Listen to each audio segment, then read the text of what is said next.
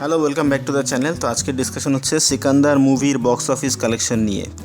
আমরা জানি সিকান্দার মুভিটি সালমান খান অভিনীত একটি হিন্দি সিনেমা, যেটি ঈদ উপলক্ষে ভারতে 30 মার্চ মুক্তি পেয়েছিল। এটি একটি অ্যাকশন ড্রামা ফিল্ম, যেটা পরিচালনা করেছেন মুরুগাদাস এবং প্রডিউস করেছেন সাজিদ নাদিদওয়ালা। তো সালমান খান ছাড়াও এই সিনেমাতে রাশমিকা মান্দানা অভিনয় করেছেন। কাজল আগরওয়ালও একটি স্পেশাল ক্যারেক্টারে ছিলেন। সো কেমন ব্যবসা করলো সিকান্দার? সো আমরা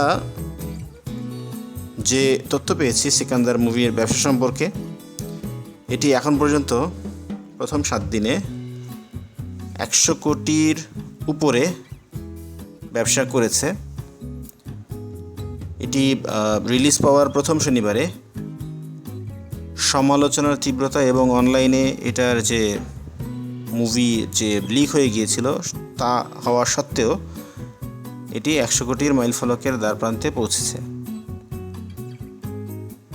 গত এক সপ্তাহে এটার পারফরমেন্স ছিল রোলার কোস্টারের মতো, একদিকে চ্যালেঞ্জ এবং অন্যদিকে সালমান খানের যারা ডেডিকেটেড ফ্যান্স তাদের সমর্থন। মুক্তির পর থেকেই ছবিটির আয় ধারাবাহিকভাবে কমতে থাকে। শুক্রবারে এটি কিন্তু 41% অডিয়েন্স হারায়। শনিবারে ছবিটি মাত্র 2 কোটি টাকা, মাত্র 2.5 কোটি রুপি আয় করেছে। আর এই সিনেমা 7 দিনে ভারতে মোট 96 কোটি আয় করে। এখন পর্যন্ত প্রযোজনা সংস্থার মতে এর নেট আয় প্রায় 90 কোটি টাকা। সিকান্দার হলে অকুপেন্সি মোটামুটি ছিল। অঞ্চলভিত্তিক উপস্থিতির দিক থেকে চেন্নাই সবচেয়ে বেশি দর্শক সেখানে পাওয়া গেছে সিকান্দারের জন্য। এছাড়া হায়দ্রাবাদ, বেঙ্গালুরু, জয়পুর এবং লখনৌতেও অকুপেন্সি অ্যারাউন্ড 10% ছিল।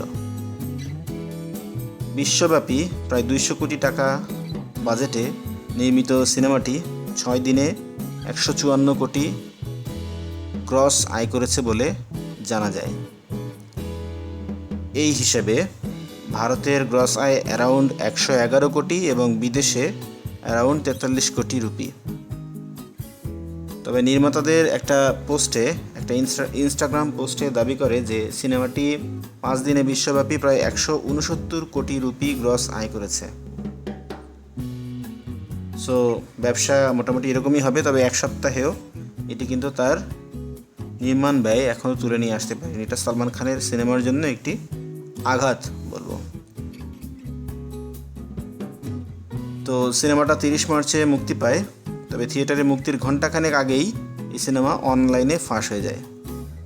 সমালোচকদের কাছ থেকে ইতিবাচক প্রতিক্রিয়া না পেলেও, সালমান ভক্তদের প্রত্যাশা পূরণে ব্যর্থ হলেও ছবিটি কিন্তু বক্স অফিসে উল্লেখযোগ্য পরিমাণ ব্যবসা এখন পর্যন্ত করেছে, যদিও নির্মাণ ব্যয়ের কাছে সেই ব্যবসা এখনও কিছুই না। তো সালমান খানের টিপিক্যাল যেসব অ্যাকশন সিনেমা হয়েছে আমরা দেখেছি এখন পর্যন্ত, সে ধরনেরই একটি সিনেমা, যেটা ট্রেলার দেখলে আপনি গল্প সম্পর্কে অনেকখানি ধারণা পেয়ে যাবেন। সিনেমাটা দেখার আগ্রহ হয়তো আপনার ওভাবে হবে না। আর যারা দেখতে গিয়েছে তাদের ওয়ার্ড অফ মাউথ ডেফিনেটলি ভালো ছিল না, যে কারণে সিনেমার ব্যবসা যত সময় গিয়েছে ততই ড্রপ করেছে, সেটা ভারতের অভ্যন্তরীণ বাজারে তথা বৈশ্বিকভাবে। বড় বাজেটের সিনেমা হলেই যে বড় ব্যবসা করবে না, বড় স্টার থাকলেই যে আপনার বড় ব্যবসা নিশ্চিত নয়, সেটা আরও একবার প্রমাণ হলো সিকান্দার মুভির মাধ্যমে। এর আগেও আমরা এই প্রমাণ দেখেছি অন্যান্য বড় বড় তারকার বিশাল বিশাল বাজেটের সিনেমায়। সো আসল বিষয় হচ্ছে কন্টেন্ট যদি ভালো না হয়, আপনি যতই টাকা দিয়ে সিনেমা বানান, যত বেশি বাজেটের সিনেমা বানান না কেন, কন্টেন্ট ভালো না হলে আপনি দর্শককে টেনে আনতে পারবেন না।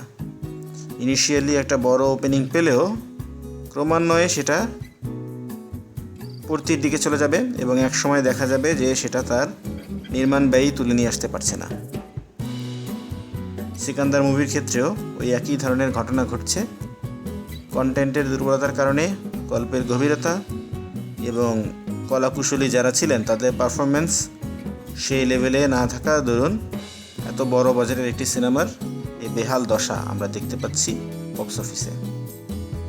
তো আপনি যদি সিকান্দার মুভি দেখে থাকেন, আপনার কেমন লেগেছে অবশ্যই আমাদেরকে জানাবেন। আর আমাদের ভিডিও ভালো লাগলে লাইক করবেন, শেয়ার করবেন আপনার ফ্রেন্ডদের সাথে। চ্যানেলে যদি নতুন হয়ে থাকেন অবশ্যই সাবস্ক্রাইব করবেন। Till then stay safe. So পরবর্তী ভিডিওতে আবার কথা হবে, তখন পর্যন্ত ভালো থাকুন। টাটা।